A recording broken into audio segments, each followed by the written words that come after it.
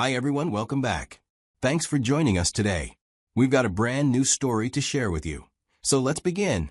My name is Albert, and I will be sharing how I ended up helping my wife get the much-needed break she asked for, even though it cost us our marriage. Some might say I acted too fast. Others might say I did the right thing. Either way, there are lessons to learn from my story. Now let me be clear from the start. Ending a marriage is never something you smile through. It's not a celebration.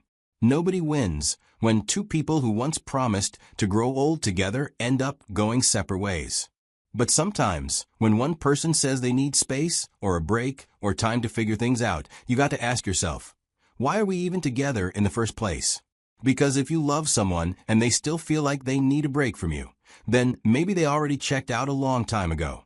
I know people throw around the word break like it's just a pause button, but in my experience, it's usually the beginning of the end. I just listened to what she said, and I gave her exactly what she asked for. What came next? Well, that's where things really got interesting.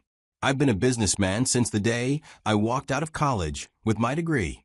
I started an import and export business, which meant I was constantly on the move. One week, I'd be in New York, the next I'm in Dubai or Singapore. It was the kind of life that demanded a lot, not just from me, but from anyone who chose to be close to me. I met Tiffany, my now ex-wife, on one of those trips. We were both stuck at the airport during a delayed flight. She ended up sitting right next to me. At first, we both kept to ourselves, scrolling through our phones and looking bored like everyone else in that terminal. But after a while, one of the flight attendants brought over those dry, tasteless airport meals, and we both made a joke about how the chicken looked like rubber. That opened up the conversation. We started talking. She listened when I spoke and seemed genuinely interested. By the time the plane finally landed, it felt like we'd known each other longer than just a few hours. We exchanged numbers, and to be honest, I didn't expect much to come out of it. I meet a lot of people when I travel, but something about her stuck with me. Even with my packed schedule, I made an effort to keep in touch with her. Whenever I was back in town, I'd hit her up, and we'd meet for coffee. Over time, the connection grew stronger. I made it clear from the beginning what my life was like, always moving, dealing with clients across time zones, handling shipments, and managing customs issues. She knew that being with me wasn't going to be a traditional 9 to 5 relationship. And at that time, she didn't just accept it, she respected it. She admired how driven I was and how consistent I stayed, even when life got messy. In return, I admired her patience. She never made me feel guilty for being busy. I tried to make up for the distance in every way I could. Whether it was thoughtful gifts, surprise visits, or flying her out to meet me when I had time, I made sure she knew I cared. I wasn't perfect, but I never left her guessing about my intentions. I gave what I could when I could, and she received it with open arms. Or at least, that's what I believed. After several years of dating, I finally got the courage to ask Tiffany to marry me. We had been through so much together already. So, I proposed, and she said yes. We got married, and it felt like everything was falling into place. At the time, I had already established my business, and while I wasn't a billionaire or anything, I had built enough momentum that I could live comfortably. More importantly, I could finally start spending more time with Tiffany.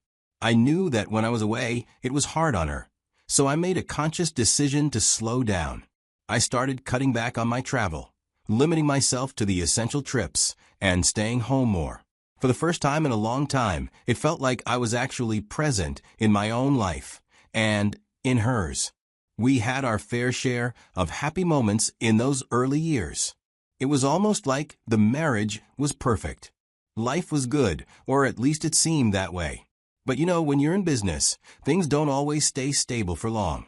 The business had its own agenda. Something with business, it has a mind of its own. It doesn't care about anniversaries, birthdays, or any of the personal milestones that might mean the world to you. As much as I tried to control it, the global market started shifting. New challenges arose, things I couldn't ignore. The international landscape was changing, and I needed to adjust to it if I wanted to keep the business running. Suddenly, the regular trips I had planned for a few months a year became frequent long-haul flights, especially to Asia, with China being a major focal point. I sat Tiffany down to explain. I told her, these trips are necessary if I still hope to run this business the way it needs to be. We're at a critical point, and if I don't take these meetings now, we might lose the chance to expand. I'll find a way to make this work, I promise. I reassured her that this wasn't going to be forever, that I would figure out a better balance. I told her I understood how hard it was, and that I wouldn't abandon her. But I also knew the reality of the situation. Walking away from these deals wasn't an option. If I did that, I'd be risking everything I'd worked for up until that point. Tension started building between us. It didn't happen overnight, but gradually, Tiffany started feeling neglected. I could see it in her eyes when I came home after a long trip. She started pointing out the things I wasn't around for. She'd say, "You weren't there for me when I needed you. You're always away, and I'm here alone. It feels like we're just going through the motions." And at first, I'd listen. I tried to empathize with her. I knew she wasn't wrong, but I also had to explain my side of things. "I get it," I'd say. "I understand that it feels like I'm always gone. But if I don't take these trips, we might lose everything we've worked for. This business, it's our future." I reassured her, as best as I could, that I would figure out a way to make up for the time we were losing. But the truth was, the business was demanding more of me than I could give. And I was starting to wonder if it would ever be enough to fix what was happening between us. Things weren't the same anymore, but I kept telling myself it was just a rough patch, a bump in the road. I was preparing for what was supposed to be one of the biggest trips in my business career, a meeting with new partners in China. This deal had the potential to really shift things, not just for me, but for both of us. I needed it to go well. As I packed my bags, I knew I had to speak with Tiffany. I could feel the distance between us growing, and I hated it. She didn't look happy when I walked into the room, but I wasn't going to let that stop me. I walked over to her, trying to find the right words to explain. This trip wasn't just another business venture for me. It was crucial. I took a deep breath and said, "Tiff, this trip to China, it's important. I know we've had our disagreements, but if this deal goes through, it'll benefit both of us forever. I need you to understand this." She didn't say anything, just stood there, arms crossed, staring at me. I could see the frustration in her eyes, but I was hoping she'd see the bigger picture. I was doing this for us. But instead of responding, she just turned and walked out of the room. I stood there for a second, trying to make sense of it. She was upset. I knew that much. I decided to go on the trip anyway. The business in China took a lot longer than I had anticipated. Deals that were supposed to be simple turned into a complex web of negotiations and paperwork. It felt like everything was moving at a snail's pace. I was constantly busy with meetings, checking on details, and trying to keep things moving.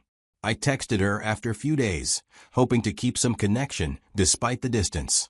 "I'll be home in time for our anniversary," I wrote. I wanted her to know that despite everything, I was still holding on to the promise of being there for her, that I was coming home.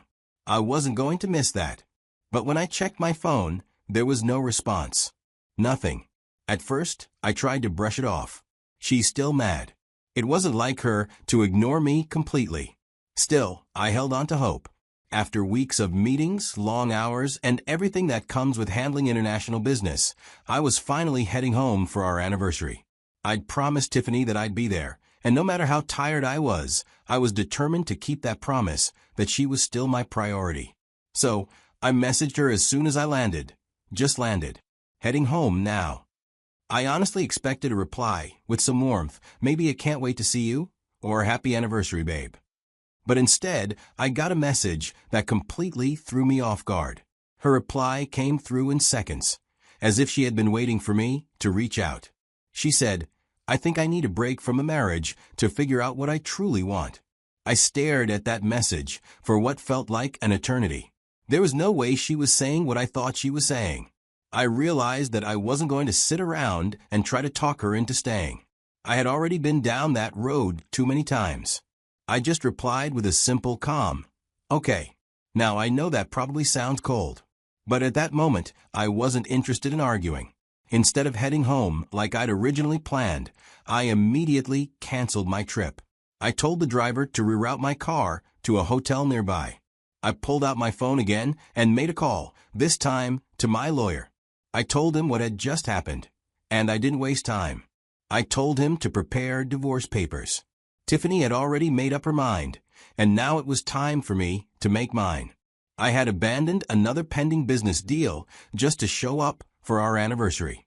I had put everything on hold to try and save our relationship. But she'd made her choice. And I wasn't about to keep fighting for someone who wasn't fighting for me. 2 days later, the papers were ready. My lawyer had them in hand, and he served them to Tiffany as soon as possible. She wasn't expecting this, not like this. Along with the divorce papers came instructions to vacate the house within 2 weeks. It was brutal, I'll admit, but I wasn't in the business of playing games anymore. Tiffany had made it clear that she wanted space, and I was more than happy to give it to her, in the most final way possible. Tiffany was stunned when she received the divorce papers. She probably thought in that moment that there was some misunderstanding, that it couldn't be happening like this. She tried to text me again, of course, asking why I had gone this far. But here's the thing, when she told me she needed a break, I knew exactly what that meant. It wasn't just a temporary pause. It was her way of checking out mentally and emotionally. She needed to figure things out, but in reality, she was already done with the marriage. So, I told her exactly what was on my mind. Since you need a break, I want to give you a permanent break. That's the reality of it, and I wasn't going to sugarcoat it. Naturally, Tiffany asked me to take it back. She begged, almost pleading for me to reconsider, but I couldn't. By this point, I was firm in my decision. Then I reminded her that the business you're throwing tantrums about has been funding your lifestyle. And if I stop doing it, as you've requested, we'll be without money. She had been living comfortably, enjoying all the perks, all the luxuries that came from the success of my business. The business was the backbone of our lifestyle. And once that was gone, so was everything else. As the days went on, I could see Tiffany's desperation building. She was realizing that the house, the cars, and the financial cushion she'd been relying on were slipping away from her. With the divorce papers served, she knew everything was about to change. And the worst part? She couldn't do anything about it. Why didn't she just sue me, you might wonder. Simple. I had been smart about how I structured my wealth. Over the years, I'd made sure that many of my assets weren't directly in my name, all of them carefully protected. My personal business actions were intentionally separated from my ownership of certain properties. This wasn't just some random decision I made on a whim. I did it to protect myself and my interests. If Tiffany had decided to take me to court, she'd quickly realize that everything she thought she was entitled to would end up being out of reach. And even worse for her, any settlement she could have gotten would have been far less than what she was imagining. This was all set up long before the marriage started falling apart, and now it was coming into play. So, Tiffany's best option? To be diplomatic. There was no point in fighting. The legal system wasn't going to give her anything, and the emotional battle was over. The only thing left for her was to accept the situation and find a way to move forward, no matter how difficult it might be. Seeing Tiffany's messages made me, at a point, wonder if I should reconsider. Maybe I was too hasty with my decision to end it all. But then, a saying popped into my head. When a woman wants a break, she already has someone in mind. At first, I dismissed it. I didn't want to believe it. But with a little investigation, I found out that Tiffany had been seeing someone else while I was away on business. I won't get into the details of how I found out, but trust me, I found out. That was the final straw. By the end of the 2 weeks, it was clear. She had to go. She needed to face the consequences of her actions, just like I had to face the reality of what had happened to us.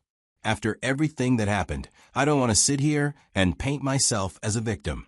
I think a lot of people would probably look at what happened and think I was the one who got hurt the most, but that's not entirely true.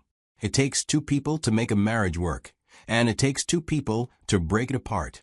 Tiffany couldn't handle the demands of my business. She couldn't accept the fact that I had to travel constantly, that I was always away, always working. She wanted me to be there for her, but she didn't understand what it took for me to provide the lifestyle she was accustomed to. That's part of why she gave up, but that wasn't the only reason. The real issue was that she chose to go outside the marriage, to cheat. That's something I couldn't accept. And once she did that, I knew it was over. The break she asked for wasn't about space, it was about wanting to explore her options, and I wasn't one of them anymore. I learned a lot from everything that went down, and I think it's important that I share these lessons with you. First, if someone asks for a break, don't ignore the deeper reason behind it. It's rarely as innocent as it sounds. A break is often a polite excuse to explore options outside the relationship. So, if your partner asks for one, don't just think it's a temporary thing. There's more to it. Another lesson I learned the hard way is that you need to build your life in a way that protects your assets. Everything I worked for, everything I built with my business, needed to be protected. If things go wrong, your emotions shouldn't take away what you've worked so hard for. And I guess one of the toughest lessons I learned was not to chase people who stopped choosing you. Tiffany gave up on us first. She chose to step outside the marriage, to betray everything we'd built. Lastly, and maybe most importantly, is this: balance love with purpose, but never sacrifice your purpose for someone who doesn't respect it. I tried to compromise my business for her, to spend more time with her, to make up for all the time I spent away, but she didn't meet me halfway. She didn't respect my purpose, and in the end, that's why everything fell apart. I needed my business to support us, to give us the life we wanted, but she didn't understand that. And I think, in the end, she just wanted me to choose her over everything else. But when you start asking someone to give up their purpose, their passion, for the sake of the relationship, that's when things get dangerous. That's when people start to feel like they're losing themselves. So now I want to ask you all, what would you have done if you were in my shoes? Would you have quit the business before she asked for the break? Would you have sent her packing, like I did? Or would you have accepted her when she asked to come back? I'm really curious to hear your thoughts. Let me know in the comments.